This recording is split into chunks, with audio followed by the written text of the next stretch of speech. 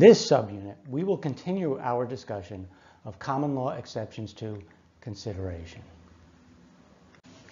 Let's continue our discussion of the common law exceptions to consideration.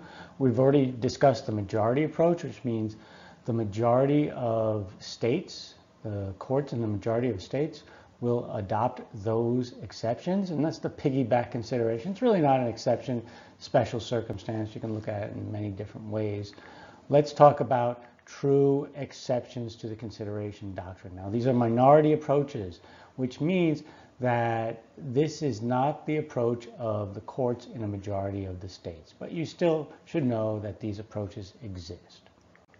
All right, let's talk about moral consideration. We saw a fact pattern in Unit 5. Let's look at it again. A worker on a demolition site is using explosives. After setting the fuse, the boss carelessly walked onto the site, ignoring the warning signs. Worker's heroic action saved the boss, but the worker was severely injured in the process. The boss says to worker, "In consideration for saving my life, I will pay you $500,000. All right, we saw in Unit 5 that even though you use the word consideration, this is not consideration. Even though the worker suffered a legal detriment, this is not consideration. Why? Because it wasn't bargained for. It wasn't given in exchange. It was the timing of it that was off. If the boss had beforehand said, "I will pay you $500,000 if you save my life," and then the worker responded to that and did that, then there would be consideration there because we would have an exchange of legal detriment. But here, there is no exchange. We called this past consideration. We said it's not consideration. Some courts have said that this is what we call moral consideration, and they will enforce this promise based on moral consideration.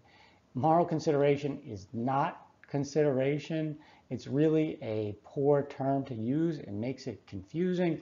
It's better just to say that this is an exception to the consideration doctrine that this court is going to accept. Let's talk about modification of contract. Remember, under the common law, a modification of a contract must be supported by consideration. We saw that under the UCC, a modification of a contract does not need to be supported by consideration. All right, well, there's a minority common law approach that modifications of a contract do not need to be supported by consideration under limited circumstances. And this is a situation where the restatement doesn't reflect the majority approach, it reflects the minority approach. So take it some time and go and read Restatement Section 89 sub A. But these are the important elements. You can modify a contract. It does not need to be supported by consideration if it meets these elements, these conditions. The contract is not fully performed by either party, right? It could be partially performed by both parties, but it's not fully performed by either party. The modification is fair and equitable, right? A very vague term.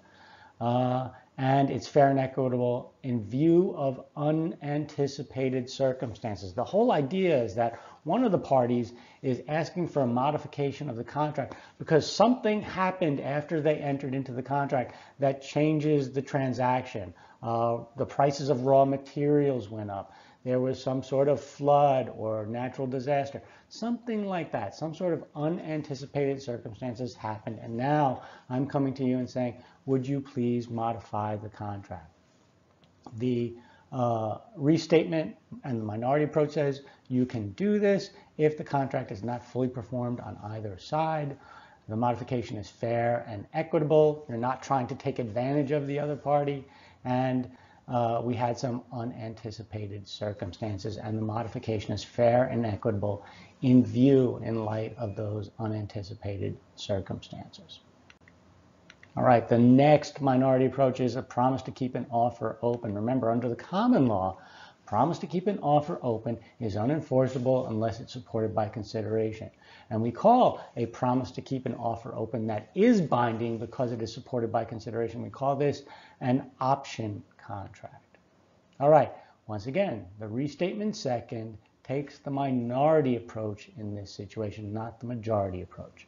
The minority approach is that the promise will be enforceable. The promise to keep an offer open will be enforceable without consideration if it's in writing, signed by the promisor, and recites a consideration and naturally proposes a fair transaction. So here's something very interesting. It has to be in writing, has to be signed, and it has to recite a consideration. Do you remember what a recitation of consideration looks like? A recitation of consideration looks like for good and valuable consideration. That's it. You have to recite a consideration. Now, when we talked about that, I said the majority approach was that a recitation of consideration is not a substitute for consideration. You have to have real consideration. Here it is. Here, along, of course, with a signed writing, a promise to keep an offer open with a recitation of consideration will serve as a substitute for consideration. This is a minority approach. Okay, let's talk about the guarantee promise. Remember the guarantee where you promise to answer for the debts of another if, and I would say to the bank, if you lend money to my friend, I will guarantee it, which means if my friend does not pay you back, I will be responsible for the debt. All right. Again, the restatement second takes the minority approach. When you have a chance, go read restatement section 88A.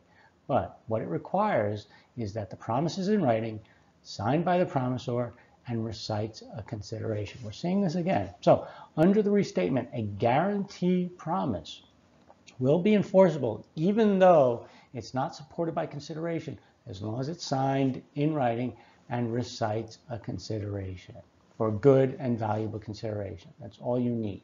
Now you might say, why do we even need this? A guarantee promise is a promise seeking performance. How could it be that the lender would lend money and then we wouldn't have consideration, right? So let's just go through the typical fact pattern. I say to bank, if you lend money to my friend, I will act as guarantor. I'm making an offer seeking performance. What's the performance I'm seeking? I'm seeking for the bank to lend money to my friend.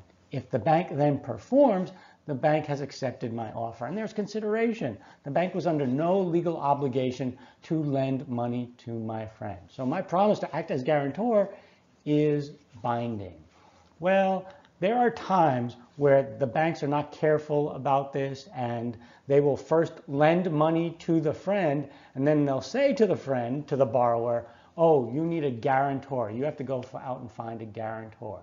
And then they come to me and say, sure, I'll guarantee it. I'll act as guarantor. Well, think about that. Now my promise isn't supported by consideration. Why?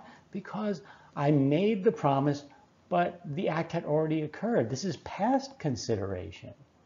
So sometimes that will happen in practice, and so some jurisdictions felt that it was necessary to have a mechanism for the guarantee to be enforceable, even though the lender lent the money to the borrower before the guarantor made the promise to act as guarantor.